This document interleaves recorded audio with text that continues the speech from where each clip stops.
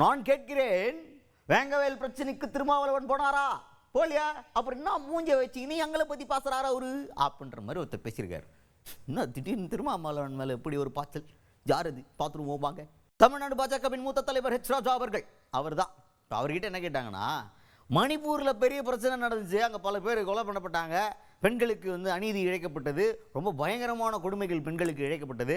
அப்பெல்லாம் டீம் அனுப்பி விசாரிக்காத பாஜக தமிழ்நாட்டில் கரூர் சம்பவத்துக்கு மட்டும் என்ன டீமு, என்ன திடீர் அக்கறை அப்படின்ற மாதிரி ஒரு போடு. அந்த போடை ஹெச் ராஜா அவருடைய காதில் நம்ம போட, என்ன சார் மணிப்பூரில் இல்லாத அக்கறை தமிழ்நாட்டில் திடீர்னு என்னன்னு கேட்குறாரு சார் திருமாவளவன் அவர்கள் அப்படின்னு கேட்டோன்னே, அதுக்கு ஹெச் ராஜா அவர்கள் என்ன சொல்கிறார், நான் கேட்கிறேன், வேங்கவேல குடிநீர் தொட்டிக்குள்ள மலத்தை கலந்த அநீதிக்கு சிஎம் போல ஆப்வியஸ்லி, ஆனால் திருமாவளவனும் போலே அவர் ஒடுக்கப்பட்ட மக்களுக்கான ஒரு தலைவனாக தானே தன்னை பிரதிபலிச்சுக்கிறார். ஆனால் அங்கே போயிருக்கணுமா இல்லையா? போகலையா?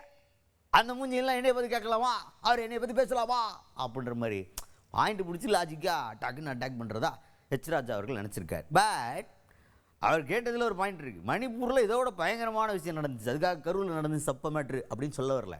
கரூரில் நடந்த அநியாயத்தையும் விசாரிக்கணும், அதன் குற்றவாளிகள் தண்டிக்கப்படணும், சட்டம் தன் கடமையை செய்யணும், அதான் நம்மளும் எதிர்பார்க்குறோம். ஆனால் மணிப்பூரில் இல்லாத அக்கறை திடீர்னு தமிழ்நாட்டின் மீது எதற்காக அப்படின்ற அந்த கேள்வி இருக்குல்ல, அது இன்னும் பதில் சொல்லப்படாத கேள்வியாகவே உள்ளது என்பது குறிப்பிடத்தக்கது. நான் சொல்கிறேன், வேங்க வயலில்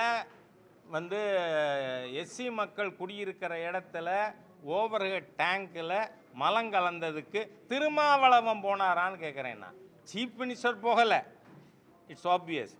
என்ன நாடகம் நான் கேட்குறேன், இந்த ஆளும் திராவிட முன்னேற்ற கழகத்துக்கு சொம்படிக்கிறது தவிர வேறு வேலையே கிடையாது திருமாவளவனுக்கு. என்ன பட்டியல் சமுதாய மக்களுக்காக என்ன செஞ்சுருக்கீங்க, ஒடுக்கப்பட்ட மக்களுக்காக ஏதாவது ஒன்று?